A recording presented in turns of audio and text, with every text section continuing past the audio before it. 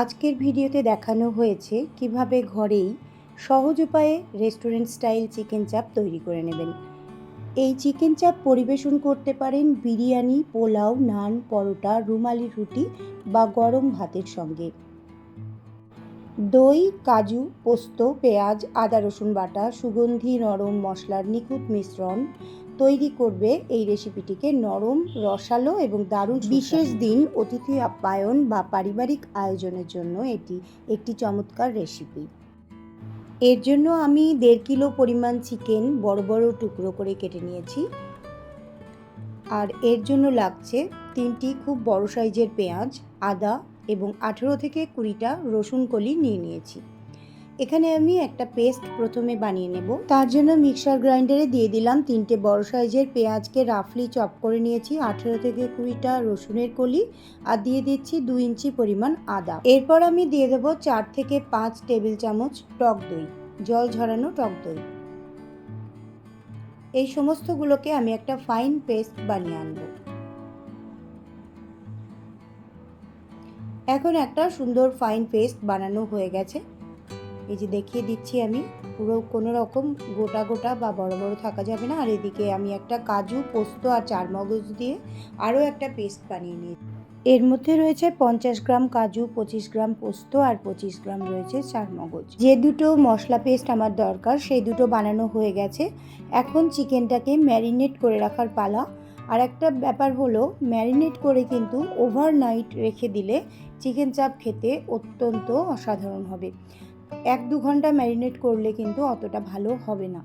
এই কারণে আমিও সারা রাত ম্যারিনেট করে রেখেছিলাম আর এটাকে আমি ফ্রিজের মধ্যে ভরে রেখেছিলাম। আচ্ছা, এই দুটো মশলা দিয়ে দেওয়ার পর আমি দিয়ে দিলাম কালারের জন্য হলুদ আর কাশ্মীরি রেড চিলি পাউডার। এরপর দিয়ে দিলাম ঘরে বানানো চিকেন চাপ মশলা, দিয়ে দিচ্ছি স্বাদ অনুযায়ী লবণ। এরপর আমি সামান্য পরিমাণে তেল অ্যাড করে দিচ্ছি। এবার খুব ভালো করে পুরো ব্যাপারটা মেখে আমি কিন্তু ওভারনাইট ফ্রিজে রেখে দেব। আজকে রাত 9টার সময় আমি মাখাচ্ছি, আগামীকাল আমি সকাল 9টা থেকে কি 10টা থেকে এটাকে রেসিপিটা শুরু করব। একটা বিশেষ ইনগ্রেডিয়েন্টস, এটা হচ্ছে ছোলার ছাতু। আমি 2 টেবিল চামচ ছোলার ছাতু এই মিশ্রণটার সঙ্গে কিন্তু অ্যাড করে দিলাম। এই ছোলার ছাতুটা কিন্তু চিকেন চাপ বানাতে গেলে ব্যবহার করতেই হবে। গতকাল আমি ম্যারিনেট করে রেখেছিলাম, আজকে আমি রেসিপিটা তৈরি করছি। এখন চিকেন চাপ থেকে চিকেনগুলোকে মানে মশলাগুলো ঝরিয়ে নিয়ে ভেজে নেব। 2 পিঠ ভালো করে সমস্ত দিকগুলো ফ্রাই করে নেব। এখান থেকে মশলাগুলোকে ভালো করে ঝরিয়ে নিচ্ছি, মশলাগুলো পরে কাজে লাগবে। আপাতত এভাবে ঝরিয়ে নিয়ে এসে ভালো করে ভেজে নিতে হবে। আর একবারে যদি না হয় তাহলে 2বারে বা 3বারে চিকেনগুলোকে ভালো করে ফ্রাই করে নিতে হবে। আমি উল্টে পাল্টে বেশ কিছু টাইম ধরে চিকেনগুলোকে ভেজে নিচ্ছি, একটা যেন লাল লাল একটা মার্ক চলে আসে সেই রকমভাবে ততক্ষণ পর্যন্ত ভেজে নিলাম।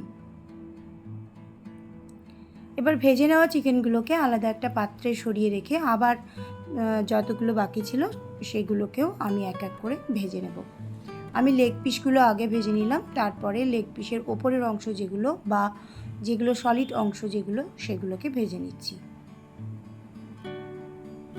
চিকেন চাপ বানাতে গেলে কিন্তু চিকেনের টুকরোগুলো একটু বড় না করলে ভালো লাগবে না।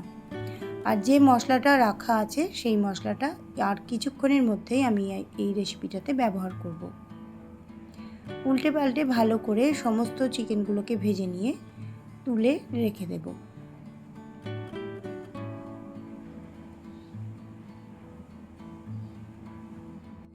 এখন বেঁচে থাকা তেলটাকে ভালো করে একটু নাড়াচাড়া করে মিশিয়ে নেব, ভালো করে যেন কোনো জায়গায় কোনো রকম চিকেনের মশলা লেগে না থাকে, তাহলে কিন্তু পুড়ে যাবে। তো সেভাবে করে নিয়ে তারপরে এই ব্যাপারটা, এই যে চিকেনের যে মশলাটা সেটা সবটাই আমি এর মধ্যে দিয়ে দিলাম। এবার মশলাটাকে তেল বেরোনো পর্যন্ত ভালো করে কষিয়ে নিতে হবে। এই মশলাটার টেস্টটাই কিন্তু আসল। তেল বেশি হয়ে যাওয়াতে আমি এখান থেকে কিছুটা তেল সরিয়ে রাখছি। আর এবার মশলাটা কষানো হয়ে গেছে, চিকেনের টুকরোগুলো, ভেজে রাখা যে টুকরোগুলো সেগুলোকে আমি এই গ্রেভিটার মধ্যে দিয়ে দিচ্ছি। চিকেনের টুকরোগুলো দিয়ে দেওয়ার পর একবার এপিট ওপিট করে নিলাম। তারপর বাকি টুকরোগুলো, বাকি যে অংশগুলো সেগুলোও দিয়ে দিচ্ছি, লেগ পিসগুলো। লেগ পিসগুলো গ্রেভিতে দিয়ে দেওয়ার পর ভালো করে এদিক ওদিক করে ওলট পালট করে জিনিসটাকে ভালো করে গ্রেভিটার সঙ্গে মিশিয়ে নিচ্ছি। এখন ঢাকনা চাপা দিয়ে 10 থেকে 12 মিনিটের জন্য এটাকে আমি কুক করে নেব। 12 মিনিট পর আমি ঢাকনাটা খুললাম।